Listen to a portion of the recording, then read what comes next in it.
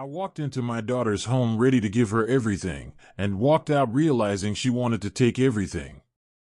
I could tell the house had been cleaned for guests, but not for me. The citrus candle Sarah always lit for parties was burning, and there were too many shoes at the doorway. I slipped mine off quietly, pulling the door shut behind me, expecting to hear laughter or music. Instead, I heard my own name.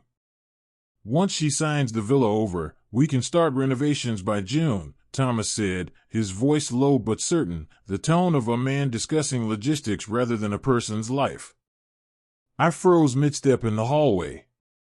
My coat hung crooked on one shoulder, my purse still in my hand.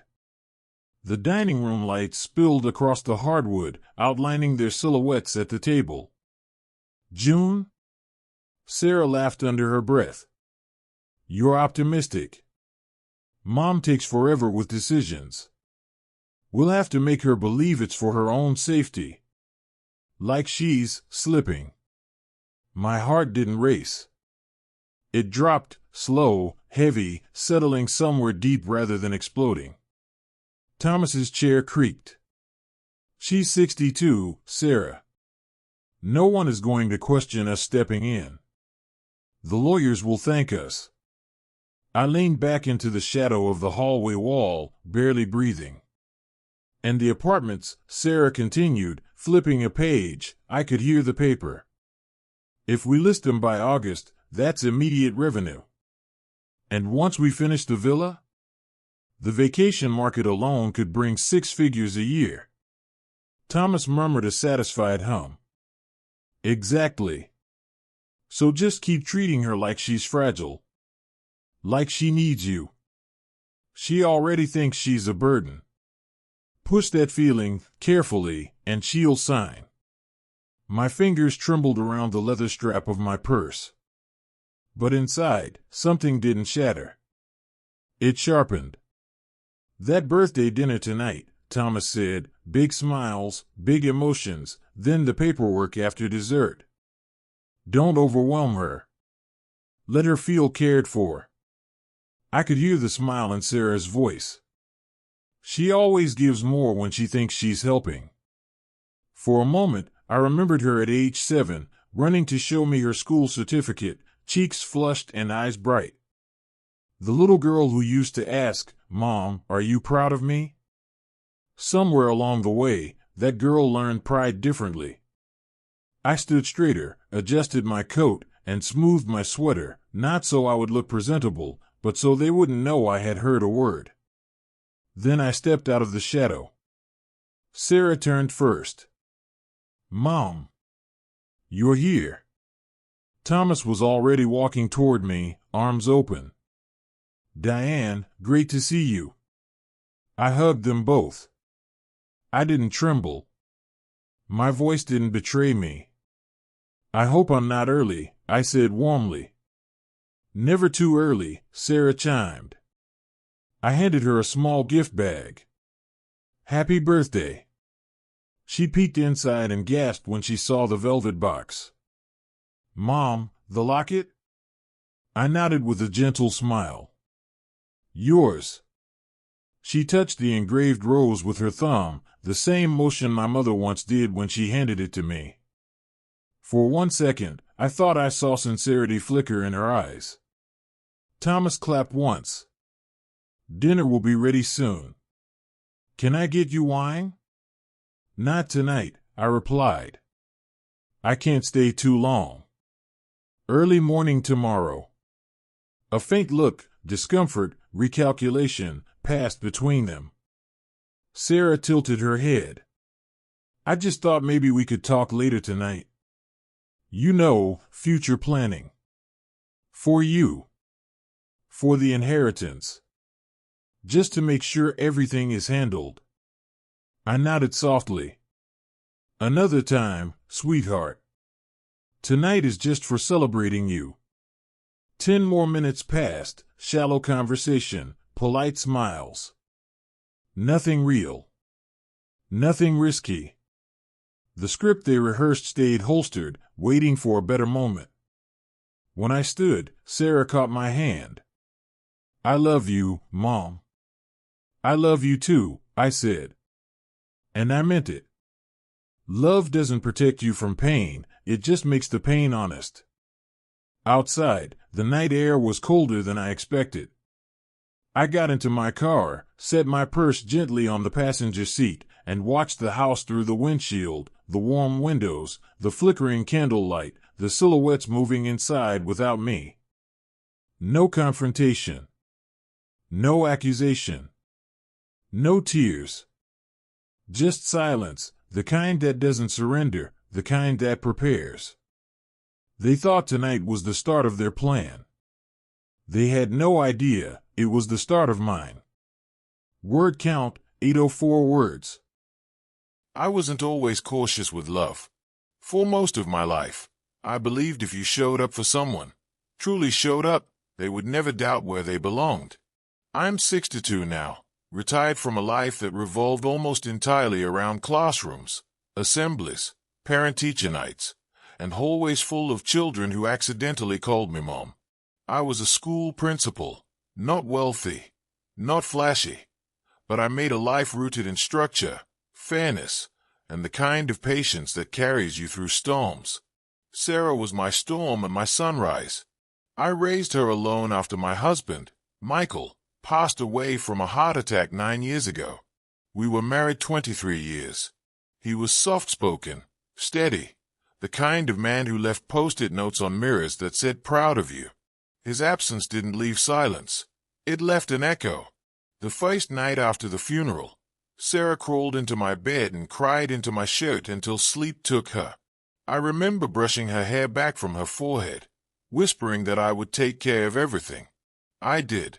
I handled paperwork and insurance and funeral arrangements quietly while she grieved loudly, the way children should be allowed to. I protected her from the world because I loved her, and I never imagined she would need protecting from herself. Back then, she used to talk to me about everything. Boys who didn't notice her, teachers she adored, school dances, and her fear that she'd never be special. I used to tell her the truth. You're special because you care. For a long time, she believed that. Our routine was simple and sacred. Bedtime stories even when she was too old for them. Working on school projects at the dining table until midnight. Laughing until milk came out of her nose. I remember the night of her first heartbreak, sitting outside in the freezing cold because she didn't want to cry indoors where walls listen. She sobbed, head buried in my shoulder, saying, "Why wasn't I enough?" I told her, "You don't have to be enough for the wrong person." It felt like a victory when she smiled through the tears. If I'm honest, I didn't notice the shift when it started, when Sarah began believing love had to be proven with things. College changed her. Not instantly, but gradually, like a slow leak in a boat. Her new friends came from families with beach houses and luxury cars. She started talking about internships that offered access, about networking, about marrying someone driven. None of that was toxic by itself. Ambition isn't poison. But somewhere along the line, she started equating achievement with status. Then came Thomas. He was articulate, confident, financially sharp even in his early 20s. I could see why she admired him. He talked about investments the way some people talk about favorite movies, casually, enthusiastically, constantly. When they visited, I listened more than I spoke. I could tell the world had become a scoreboard to him. Sarah began worrying about how she appeared more than how she felt. She started seeing love as something earned, not given. For years, I told myself it was normal. Growth. Adulthood. The shedding of childhood softness. I never thought the shedding meant shedding me. The inheritance came life-blind, the kind that arrives unexpectedly, dragging up memories you thought you'd buried. My Uncle Alan, my father's brother, lived most of his adult life overseas. We exchanged holiday cards, nothing more. When the lawyer called, I assumed there was paperwork or genealogy questions. Instead, I was told I had inherited his villa in Spain and 2 rental apartments nearby. I remember sitting at the kitchen table, the letter in my hand, the afternoon sun warming my shoulders. I laughed, not from joy but disbelief. I had never owned anything close to extravagant. The idea that something this beautiful, this valuable, would belong to me felt absurd. My first instinct wasn't to travel there or sell it. It was Sarah. I imagined handing her the keys, telling her she finally had a place in the world to call hers. A safe place to build a family someday. A space free from pressure and performance. A symbol of love rooted in history instead of money. I even planned the moment. Her birthday. Just the two of us. A slow reveal. The look on her face when she realized her future was secure, and it came from someone who loved her without conditions. Not because she earned it. Not because she proved anything. Just because she was mine. Before I made any formal decisions, I contacted Richard Barnes, our longtime community lawyer. He's in his 70s now, lean, gray-eyed, and sharp-minded. We'd worked on school board committees together for years. I trusted him the way you trust someone who has seen your heartbreaks without pitying you. I want everything protected, I told him. Not for me. For my family. He nodded. Then let's take it slow. And intentional. He asked if I wanted to put Sarah's name on the deed immediately. I almost said yes. Almost rushed the paperwork. But I told him I wanted it to be a surprise. Emotional first, legal second. He smiled at that. That's a mother speaking, he said. Not a client. My best friend Olivia reacted differently. She always has. She's bold, intuitive, blunt to a fault. We've been friends since our teaching days. She was the fun art teacher who painted murals with students while I enforced hall passes. We balanced each other. Still do. When I told her about the inheritance, she whistled and squeezed my hand. You deserve good things, D.I. Finally. Then she asked, does Sarah know yet? I shook my head and said, not until her birthday. She paused, a long, telling pause. You sure you want to surprise her like that? Of course, I laughed. Why? She held my gaze, brow lifting just enough to make a point without words. What? I asked again, softer this time. Sarah has a good heart, she said. But she's gotten hungry lately. Thomas feeds that hunger. Just make sure they love you, not what you give. I waved it off, but her words settled somewhere deep. The truth, the one I never spoke out loud, is that I wanted to give Sarah the villa not because she needed it, but because I needed to matter. I needed to be more than the aging woman who lived alone and talked too much about the past. I wanted to be someone whose love still had weight, someone who still had a place in her life. Being needed felt safer than being loved. Love can fade. Need stays. That was my weakness, the one they counted on.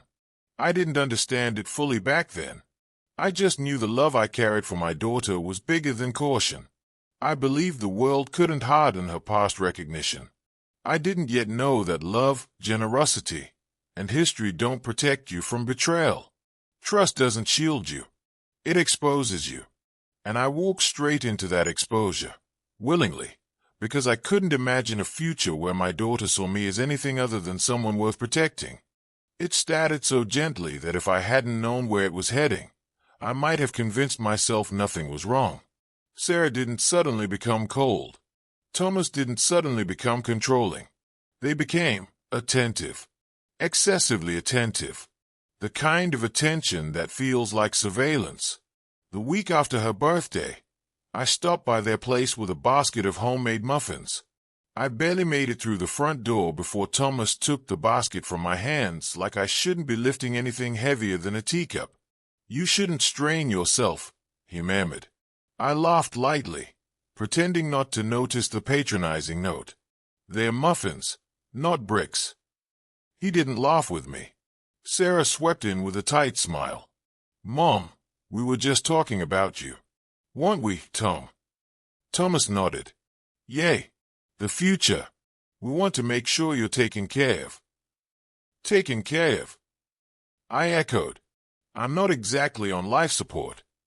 Sarah touched my arm, a little too gently, and said, "No, of course not, Mom. It's just, things happen at your age." My age. I tucked the words away. Quiet. We sat in the living room, mugs of coffee cupped between our hands. They asked questions, one after another, too interested in my schedule, my memory, my daily routines. Do you ever forget to lock the doors at night? Have you fallen lately? Are you keeping up with your medications? You really shouldn't live alone. I answered calmly. I didn't challenge the implication. They wanted to build a profile, not a relationship. When I got up to leave, Thomas walked me to the door. "You know," he said lightly, "we could take over some of your paperwork, just to make things easier on you." I smiled like his concern was genuine. "If I struggle, you'll be the first to know." He held the door a moment too long. A silent request. I pretended not to notice. Their next attempts were less subtle. One evening, they brought takeout to my house. Thomas set the bags on the kitchen island and said, "You really shouldn't be cooking every night. It's exhausting at your age." I raised an eyebrow. "You're acting like I'm 90. Sarah laughed. "No one's saying that. You're amazing for 62. "Thank you," I said slowly. "You say that like I'm defying nature." She waved her hands dismissively. "We just worry. You're not as fast as you used to be." Thomas gestured toward my phone on the counter. "And we should get you a senior-friendly phone. One with bigger buttons and voice assistance." I let out a soft breath. I know how to use my phone. "Barely," Sarah teased. There was laughter in her tone, but not warmth. The kind of laugh that disguises insult as affection. I said nothing. People think silence makes you powerless. It doesn't. It lets them reveal who they are. A few days later, they invited me to dinner, a friend's night, casual and fun. I agreed. I hadn't been out much lately, and part of me still hoped we could return to something softer. We sat around a long table at a trendy restaurant, 6 of us, drinks flowing, a waiter who kept calling everyone boss and queen. At first the conversation was harmless. Work, travel, home renovations. Then Sarah turned toward her friends, eyes bright with pride. "Well," she said, "big upgrades are coming soon. We're doing a full redesign, modern, Mediterranean-inspired. Interior, exterior, everything." One of her friends gasped. "That sounds expensive." Thomas grinned. "Not a problem. We're about to acquire property overseas. A really profitable one." Sarah added, "Two, technically." I froze, the fork halfway to my mouth. Her friends leaned in, excited. "How did you pull that off?" Thomas waved a hand toward me casually. "Her inheritance. We're going to manage the properties." "We." Not me. Not my family. Not my future. The ownership had already shifted, at least in their minds. One of the women raised her glass. "Congratulations, you too." Not a single head turned toward me. The person who actually inherited the properties. I felt like a ghost sitting at my own celebration. Sarah nudged Thomas and said in a teasing whisper, "Well, once we get the paperwork sorted. You know the older generation, they get nervous about signatures." The table laughed. I placed my fork down gently so it wouldn't clatter. A friend finally looked at me. "Hey, Diane, are you excited? Permanent retirement in Spain. Son oye." I smiled softly. "I haven't decided anything yet." Sarah's smile tightened. "Mom just needs time." Thomas tapped his glass lightly. "But everything's in motion." I turned to him. "Nothing's in motion until I sign." For the first time, his eyes flickered. Irritation, not fear. Sarah cleared her throat. "Let's not talk business tonight. We're celebrating." They all laughed and moved on. I listened, nodding at the right times, laughing politely. But something inside me was rearranging itself, something that had been loose now locking into place. As the weeks went by, the subtle dig sharpened. If I stood up too slowly, "You okay there? Knees catching up with you." If I forgot a word, "It happens with aging." If I pulled out reading glasses, "Oh, look at you." Every joke was a seed, and every seed had a purpose. Whenever they came over, Thomas made a point of asking, "Need help with bills or paperwork?" No shame in it. And Sarah, with the feigned softness that no longer fooled me, said, "You don't have to handle everything alone, Mom. You're not capable of everything anymore."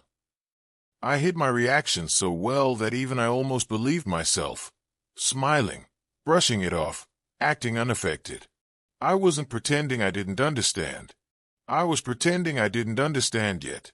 One afternoon, I overheard them whispering in my kitchen while I was supposedly in the bathroom. "Thomas, she's dragging her feet. We need to secure control before anything complicates things." "Sarah, I know. I'm working on her. She trusts me. I just have to make her think she's making the decision." "Thomas, then push harder. We need signatures before the market shifts." Push harder. I dried my hands on a towel, counted to 3, then walked back in like I had heard nothing. Thomas flashed a smile. "Everything okay?" I nodded. "Of course." Sarah held out a plate of cookies. "You should take some home, Mom. You forget to eat sometimes." I accepted it quietly. One evening, I visited Sarah alone. Thomas wasn't home, and for a moment, I thought maybe we could talk like we used to. We sat on the couch, the television playing softly in the background. "Mom," she began, voice small and sweet, the voice I remembered. "You know I'll always take care of you, right?" I nodded. "I know. So, when everything becomes official, you'll let us manage things." She leaned her head on my shoulder, the same way she did when she was a child. "I mean, you don't want the stress of legal work and finances. You're too good to be worrying about stuff like that." I stroked her hair, pretending to decide. "You really think I can't handle it?" I whispered. She hesitated. "Well, not alone." Not alone. The phrase lodged deep. I lifted her chin gently and kissed her forehead. "Thank you for caring." She smiled up at me, believing she had won. But I saw it now. All of it. Love had shifted to entitlement, to strategy. And still, I didn't confront her. People show their true intentions more fully when they think you're blind. I left a few minutes later, hugging her just long enough to reassure her. I drove home in silence. No music, no distraction, just the soft hum of tires on pavement and the quiet acceptance that my daughter was no longer protecting me. She was positioning me. She saw me as the route, not the destination. And as much as it hurt, and it did, I wasn't ready to strike back. You don't play your cards when they expect it. You wait. You let them think the plan is working. You let them depend on the outcome. You let them believe the win is certain. Because the moment they think they've already won, that's when they lose. It happened on a Tuesday, the kind of day that people forget exists. Gray sky, light drizzle, nothing special.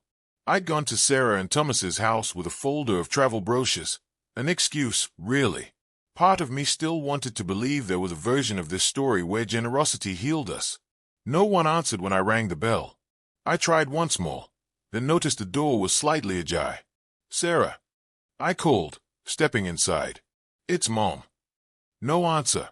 I wiped my shoes on the mat and moved down the hallway, hearing the faint murmur of voices from the office at the end. I don't know why I didn't announce myself louder. Maybe some part of me already knew that the truth only shows itself to people who come in quietly. "I'm telling you, we need control before anything happens to the market," Thomas was saying, his voice sharper than usual. Sarah sounded tired. "And I keep telling you, she's not there yet. She still thinks she can manage everything." "She can't," Thomas snapped. "That's the point. And no one has to know that yet. Once we have power of attorney, it's done. We can step in, move her to a facility where she's safe, and handle everything properly." I stopped outside the office door. It was open a crack. Just enough. A facility. Sarah repeated. Nursing home, assisted living, whatever sounds kinder. Thomas said. The point is, she can't live alone forever. And she's not going to voluntarily hand over full control. We have to frame it as necessary. For her own good. My hand curled around the brochures until the glossy edges cut into my palm. Sarah's voice dropped. I don't want to throw her in some depressing place. It won't be depressing, Thomas replied. It'll be adequate. And we'll visit. Sometimes. But we can't build our future around checking in on her every day. Once she's in care, this gets easier. We sign the trust, sell or rent, manage the revenue streams like adults. Sarah sighed. You make it sound so clinical. That's because it is clinical, he said. Look, I've already contacted an attorney, Linda Cooper. She specializes in elder law and estate transitions. She said if your mom signs durable power of attorney and medical directives, we can handle everything without dragging it through court. Linda Cooper, Sarah repeated slowly. So she'd help us. She'll help your mother, Thomas corrected, dripping with irony. But yes, she'll help us expedite things. Linda said once the POA is in place, we can start restructuring assets. Move the villa, the apartments, liquidate if needed. My heart pounded once, a single heavy drum against my ribs, then went strangely quiet. So the plan is, Sarah said, counting on her fingers, get Mom to sign power of attorney, make her think it's just in case of emergencies, move her into a home, take over the properties, sell or manage them, and she just sits there. Being cared for, Thomas replied. She'll have staff, nurses, more people than she has now. You're doing her a favor. And if she refuses? Sarah asked. Thomas paused. Then we lean into the memory angle. She already forgets small things. We document it. Linda said if we can demonstrate decline, we can argue for guardianship. I felt something inside me go very still, not numb, not broken, still like a lake with no wind. Their voices became clearer, not further away. Tom, Sarah whispered, you're talking about legally declaring her incompetent. She doesn't have to be incompetent, he said, just not fully capable of managing complex assets. There's a difference. Look, Sarah, this is about protecting value. And protecting you. If she mismanages this, it's gone. All of it. This is your future too. A chair creaked. Sarah muttered, I don't want her to hate me. She won't, Thomas said. People like her cling to the people who help them. She'll thank you. Maybe not right away, but eventually. That's how dependence works. That was enough. I stepped back carefully, turned, and walked down the hallway as quietly as I had come. At the front door, I pulled it softly shut behind me, the brochure still crushed in my hand. In the car, I stared through the windshield at nothing, the rain dots on the glass, the blurred shapes of other houses. I didn't cry. Shock morphed quickly into something else. Not rage. Not despair. Something cleaner. Clearer. Clarity. They weren't just greedy. They were organized. Prepared to sit across from a judge and describe me like a problem. A case. A burden. If I was going to survive this with my dignity intact, I couldn't respond like a wounded mother. I had to respond like the principal I once was. The woman who'd stared down angry parents, dishonest board members, and budget cuts with a straight back. I drove home. The first thing I did was go to my bedroom closet. On the top shelf, behind old winter sweaters, sat a locked fireproof box. Inside it, my estate file. Copies of Uncle Alan's will, the title documents for the villa and apartments, letters from the Spanish attorney, notes from my meetings with Richard Barnes. I sat at my desk, turned on the lamp, and unlocked the box. Okay, I murmured to myself. Let's see what's real. I went through everything page by page. Deeds, still in my name. Inheritance documents, untouched. No amendments. No new signatures. No power of attorney forms. No medical directives. Nothing with Sarah's or Thomas's names on it. The reality settled like a warm stone in my chest. They had plans, but no power. Not yet. They could talk about my life as if it were a chessboard, but they couldn't move a single piece without my hand. Their timeline depended on my ignorance. I placed my hand flat on the deed to the villa and closed my eyes. I still own this, I whispered. I still own myself. Shock had done its job. It got my attention. Now came the second part, decision. Calm determination doesn't feel dramatic. It feels like choosing what to pick up and what to set down. I chose not to pick up their fay. I chose not to carry their agency. Instead, I picked up the phone. Richard, I said when he answered. It's Diane Porter. I need to see you. Confidentially. He heard something in my voice. Years of experience had tuned him to that. Of course, Diane, he replied. How soon can you come in? Tomorrow, if possible. Tomorrow morning, 10 o'clock. I'll clear the time. And Diane. Yes. Bring everything. His office smelled like coffee and old paper. Books lined the walls, leather-bound, worn at the edges. Richard sat behind his desk in a navy sweater and glasses perched halfway down his nose. He stood when I entered. Diane. He shook my hand, then looked closely at my face. You sleeping? Enough, I lied. We Saturday. I placed the folder on his desk. I need to make changes, I said. To everything we've discussed. Quietly. He opened the folder, scanned the top pages. Changes how? I overheard Sarah and Thomas, I said. They are planning to push me into a nursing home, obtain power of attorney, and funnel everything I inherited through them. They've already contacted an attorney, someone named Linda Cooper. His jaw tightened. Linda. Yes, I know of her. I checked my file. I continued. Nothing is signed. They don't have anything yet. I want to make sure it stays that way. Richard folded his hands. What do you want to do, Diane? I looked at the deeds between us. The villa. The apartments. The future I had imagined putting in Sarah's hands. I want to protect the properties, I said slowly. From them. From anyone who sees me as a strategy instead of a person. He nodded. We can. You have several options. I don't want Sarah and Thomas to ever control these assets, I said. Not directly. Not through me. Not through some technicality if anything happens to me.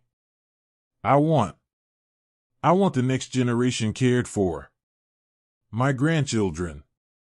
Richard tilted his head. You don't have grandchildren yet. I know, I said. But one day, hopefully, I will. And if I don't, then the trust can specify charitable beneficiaries. But not them. Not Sarah and Thomas.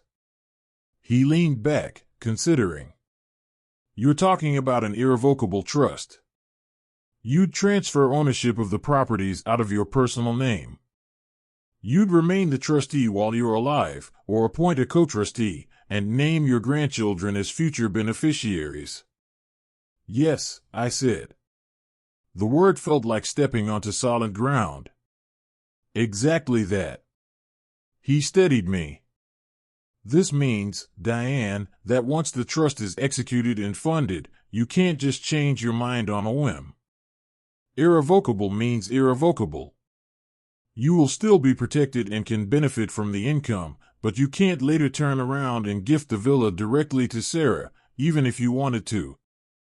I understand, I said quietly. I thought I wanted to gift her the villa as a symbol of love. But if that symbol becomes my cage, then it isn't love anymore. Richard nodded slowly. All right. Then we'll draft an irrevocable trust. You'll be the grantor and primary lifetime beneficiary. The remainder beneficiaries, your grandchildren, per stirpes, and if there are none, a backup charity or educational fund. He pulled a legal pad closer. Anyone you don't want involved? Sarah and Thomas, I said. They are not to be trustees, co-trustees, or have any discretionary power. Ever. He wrote it down. You're sure? I'm sure, I replied. My voice didn't shake. They're planning to declare me incompetent so they can take everything. I'm simply declaring myself competent enough to stop them. He gave a small, approving smile. That's the clearest sentence I've heard in a while. We spent the next hour going through details. Titles. Taxes. Jurisdiction. Spain's property laws. He spoke, I listened, asked questions, signed preliminary authorizations. With each signature, something loosened in my chest. At the end, he closed the folder. I'll draft the documents and call you in within the week to sign, he said. Once it's done, if someone like Linda tries to maneuver a guardianship or power of attorney situation, there won't be much for them to do. The properties won't be yours in a way they can grab. They'll belong to the trust. To the future. I nodded. Good. And, Diane, he added, softer now. You don't have to confront them yet. Sometimes the quietest moves are the most effective. I know, I said. I've spent my life dealing with teenagers. You learn more by listening than arguing. I walked out of his office into the crisp air, my coat pulled tight around me. They thought they were planning my surrender. All this time, I had been planning my escape. Birthdays used to be small in our family. Cake, candles, maybe takeout and a movie. But this time, Sarah wanted spectacle. The restaurant was packed, long tables arranged end to end, balloons tied to chairs, lights dimmed, waiters moving like stagehands. Family, friends, co-workers, at least 20 people. All eyes on her. I arrived with a wrap box and a calm I hadn't felt in months. The trust papers, notarized 3 weeks earlier, rested in my purse, sealed inside a folder. I didn't take them out. I didn't need to. I just needed to wait. Mom. Sarah called out, waving. She stood and hugged me tightly. Too tightly. The way guilty people cling to performance. You made it. I wouldn't miss it, I replied. Thomas kissed my cheek. You look wonderful, Diane. Thank you, I said, and meant nothing by it. We took our seats. Dinner started. Toasts were made. The meal stretched into dessert. I knew it was coming. I just didn't know when. I didn't have to wait long. Thomas clinked his glass with a fork. Everyone, if we could have your attention for a moment. The table fell quiet. Sarah rested her hand affectionately on my shoulder, like a proud daughter about to announce something sentimental. Thomas smiled. Tonight is about family. About taking care of the people we love. People nodded. Someone murmured, beautiful. He pulled a document envelope from beneath his chair and held it up, subtle enough to seem casual, dramatic enough to impress the room. We have something important to share, he continued. Diane has inherited a beautiful estate overseas, and we've been working together to make sure everything is managed safely and responsibly. Sarah chimed in. It's just future planning. We want Mom to enjoy life without worrying about complicated paperwork or legal stuff. A few guests clapped lightly. Someone said, That's so thoughtful. Another voice, You two are such good kids. I didn't move. Thomas slid the envelope across the table toward me. So tonight, with everyone here to witness a moment of love, we'd like to finalize a few documents. Only takes a signature. He opened the envelope and pulled out the pages dramatically. Sarah added gently, Mom, it's power of attorney. Just in case of emergencies. Nothing changes unless there's a crisis. It's to protect you. A ripple of awe passed around the table. My fork rested in my hand midair. No tremor. No rush of adrenaline. Just stillness. Sarah nudged the pen toward me. You always say you want to make things easy for us. This would make things easy. Thomas leaned closer. And safe. Someone down the table said, You should sign. My mom did, and it's been amazing for her. A cousin chimed in. It's all love. She's lucky to have you too. Then a voice from across the table. An uncle. Diane, you raised them right. They're looking out for you.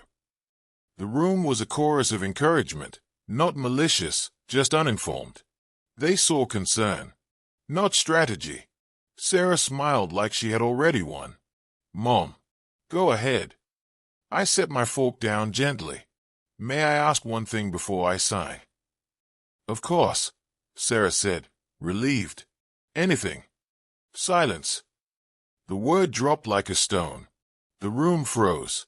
I folded my hands in front of me. I want everyone here to listen. Only once. Sarah blinked rapidly. Mom, we don't have to make this such a big. Silence, I repeated. Not loud, just final. She fell quiet. I looked at Thomas. You said this is for my convenience. For my safety. He nodded confidently. Yes, exactly. And that you only want to help me. Of course. And that nothing will change unless there's an emergency. Right. The table relaxed again, believing this was leading to agreement. Someone whispered, "See, it's all good." I tilted my head slightly. Tell me then, why did you meet with elder law attorney Linda Cooper 6 weeks ago?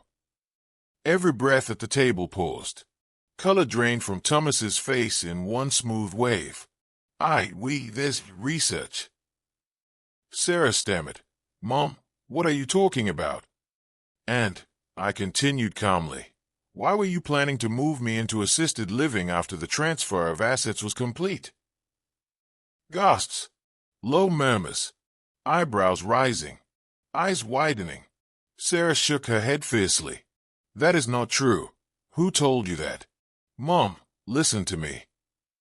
I didn't look away. You did. She went quiet. The room waited. I turned to the guests. I have never asked Sarah or Thomas for financial help. I pay my own bills. I manage my own household. I am not incompetent. And I am not a burden. My voice didn't tremble. It didn't shout.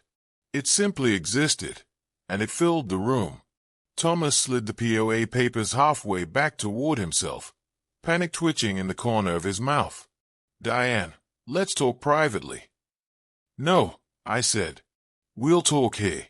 Because humiliation was the strategy. Public pressure was the strategy. So public clarity will be the remedy. Whispers spread around the table. A friend muttered to another, This doesn't look good.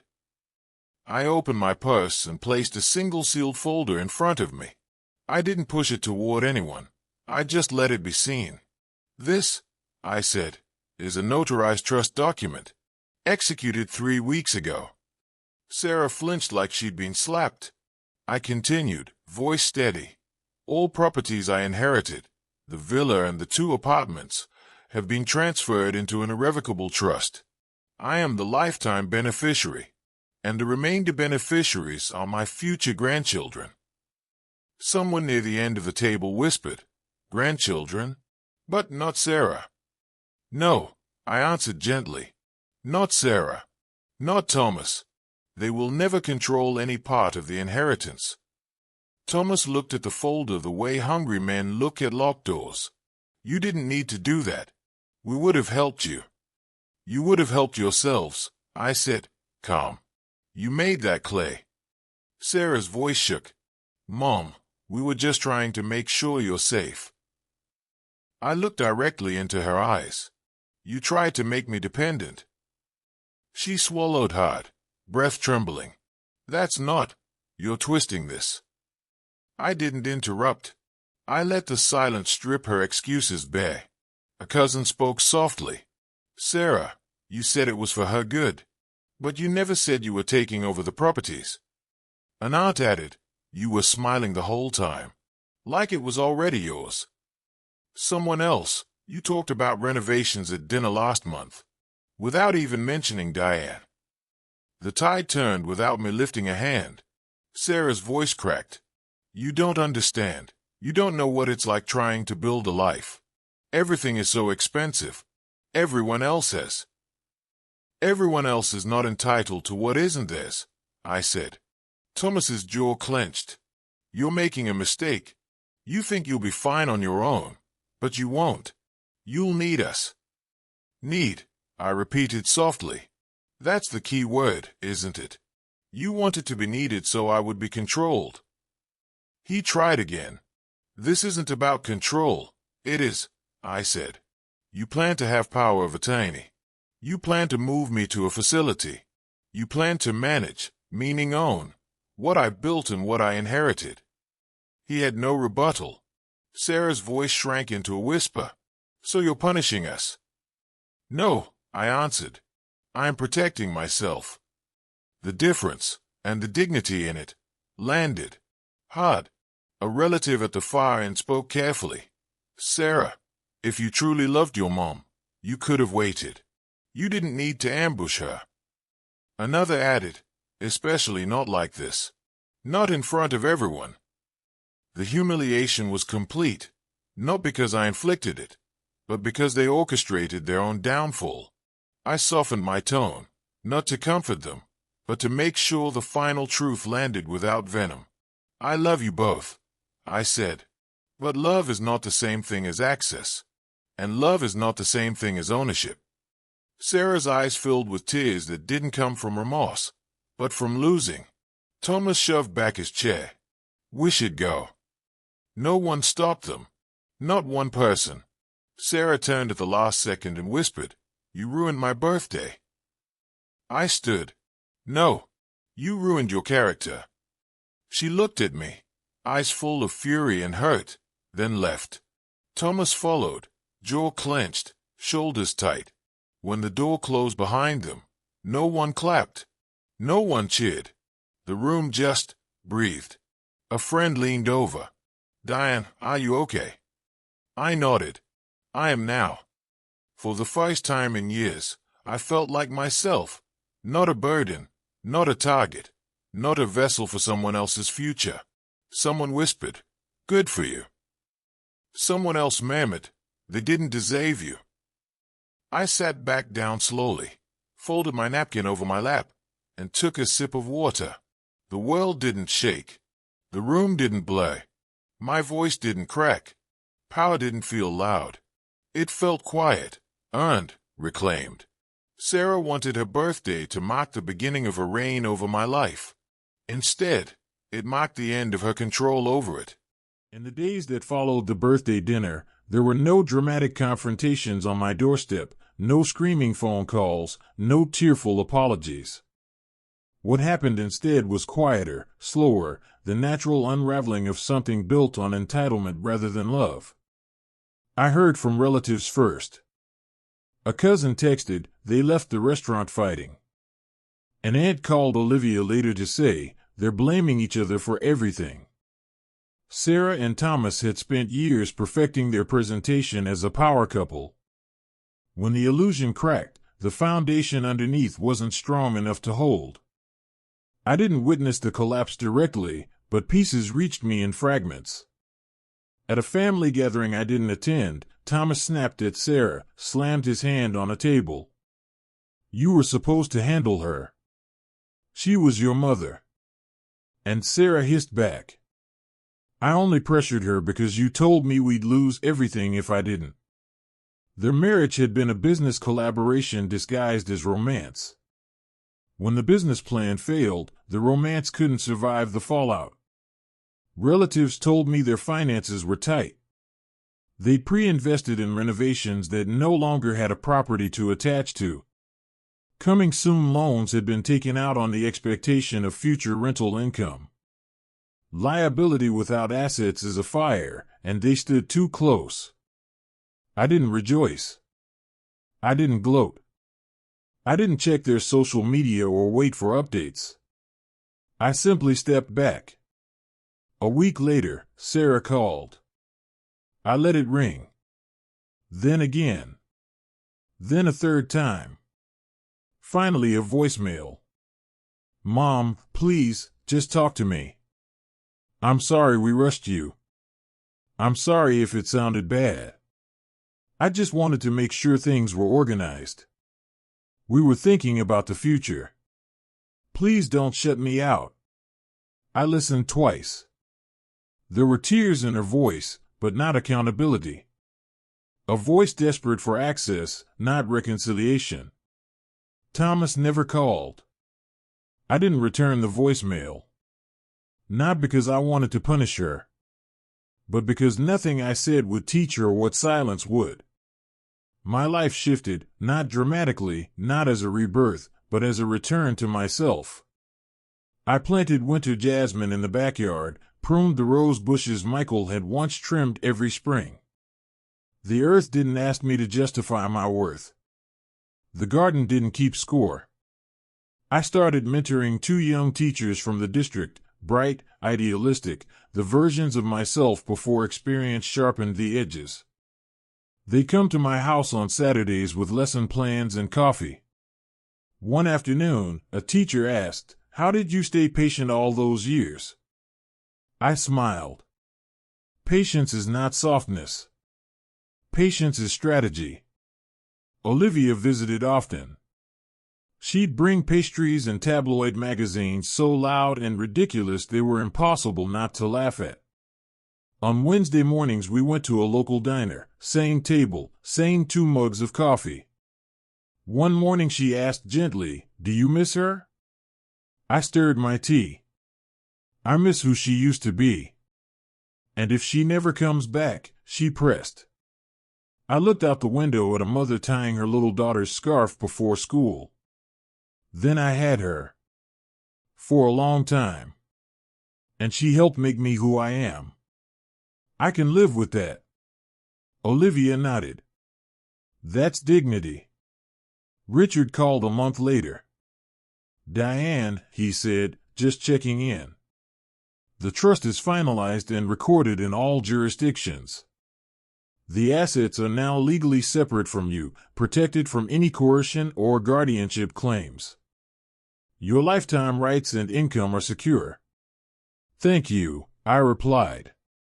"And if Sarah or Thomas try to challenge it," he continued, "they'll have nothing to stand on. The trust is airtight." "I'm glad," I said. Not because I wanted to keep anything from them, but because I needed to protect myself from them.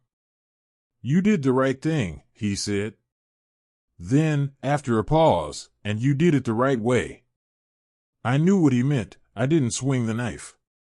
I merely moved out of its reach. With time, relatives stopped calling with updates. They understood I wasn't seeking entertainment or revenge. I wasn't tracking Sarah's punishments or Thomas's failures. Consequences don't need spectators. One afternoon, months later, I saw Sarah's name flash on my phone again. I hesitated, not because of hope or fear, but because I knew the decision mattered. I let it ring. Not out of bitterness, out of boundaries. Love without boundaries is worship. And worship ruins both sides. If she learned and grew, she would find her way back someday through sincerity, not desperation. If she didn't, then we had already said goodbye, not in words, but in choices. One evening, as I watered the garden, I thought about the life I'd imagined back when I first inherited the villa, the scene where I handed Sarah the keys, her eyes filling with grateful tears. That fantasy wasn't foolish. It came from love. But love without self-respect becomes sacrifice. And sacrifice without appreciation becomes depletion. I had depleted myself for years, believing motherhood meant giving without question. I finally understood the truth. Giving doesn't define love. Respect does. Spring came. The jasmine bloomed. The air smelled like beginnings. A group of retired teachers invited me to speak at a mentoring seminar. After the event, one of the younger educators approached me, eyes bright. "You talk like someone who's been through hell and came out wiser." I smiled softly. I didn't come out wiser. I came out intact. And that's enough. Sometimes I think about Sarah, her childhood laughter, her excitement about school projects, the nights she fell asleep on my shoulder. Those memories belong to me. No betrayal can take them. I love her. Truly. Loving someone doesn't mean giving them everything. Sometimes it means giving them the chance to confront who they've become, without using you as a shield from consequences. I didn't defeat Sarah and Thomas. I stepped aside and let their choices speak for them. That is dignity. That is justice. And that, finally, is peace. 6 months passed, not with drama, but with rhythm. Quiet mornings, predictable afternoons, evenings that didn't ache. My house hadn't changed. It was still small, modest, lived in, but it felt fuller now. The walls didn't feel like they were holding me in. They felt like they were holding me up. There were flowers from my garden on the table, lemon bars cooling on the counter, lesson plans from young teachers scattered near the armchair where I mentored them. Nothing costly, nothing grand, but it all meant something. I didn't check on Sarah. I didn't follow her life through others' voices. Love doesn't need surveillance. It waits or walks, and mine simply waited. Then one morning, Olivia appeared at my door without knocking, breathless, hair a mess from rushing. "She's in labor," she blurted out. "Sarah, she's at St. Mark's." Time didn't stop. My heart didn't cease. I just nodded once, grabbed my coat, and followed her to the car. We drove in silence, not tense, thoughtful. When we reached the hospital, the hallway smelled of antiseptic and coffee, like all hospitals do. Nurses shuffled past with clipboards and carts. Somewhere nearby, a baby cried, thin, urgent, alive. We found the maternity floor. I hesitated outside the waiting area. Olivia touched my shoulder. "Do you want me to go in first?" I shook my head. "No. I'm her mother. I can walk in myself." Inside the room, the lights were low, machines humming softly. Sarah looked exhausted, her hair plastered to her forehead. Thomas sat beside her, pale and hollow, holding a tiny bundle wrapped in striped hospital cloth. When Sarah saw me, she froze. Fear, or shame, flickered across her face. "Mom," she whispered. The word cracked, fragile. I stepped closer but didn't rush to embrace her.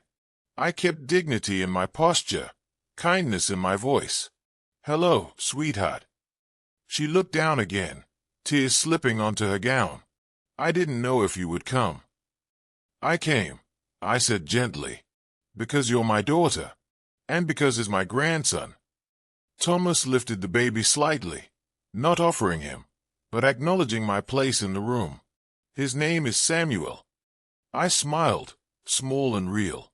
"That's a beautiful name." Silence followed, but it wasn't sharp or punishing. It was full, like there was something being said without words. After a minute, Sarah wiped her face clumsily. "Do you want to hold him?" There was no performance in her tone, no expectation, no manipulation. Just a daughter asking her mother a human question. "Yes," I said. Thomas placed Samuel carefully in my arms. He weighed almost nothing and yet everything. Brand new lungs breathing against my chest, tiny fingers curling in instinct rather than intent. His face was soft, flushed, uncarved by expectation. I brushed my thumb gently across his cheek. Sarah watched, eyes red, voice barely audible. "I don't know how to be better." I didn't answer right away, because truth deserved space. Then I looked at her and said softly, "You don't have to be perfect. Just honest." She nodded, tears rising again. There was no apology, not exactly. But sometimes the beginning of healing looks like someone realizing they need it.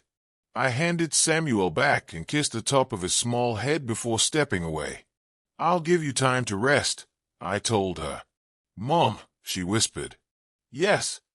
Thank you for coming." I gave a small smile. There's nowhere else I needed to be today. I left before the moment turned into something heavy. Love doesn't always need to be relived. Sometimes it just needs to be witnessed.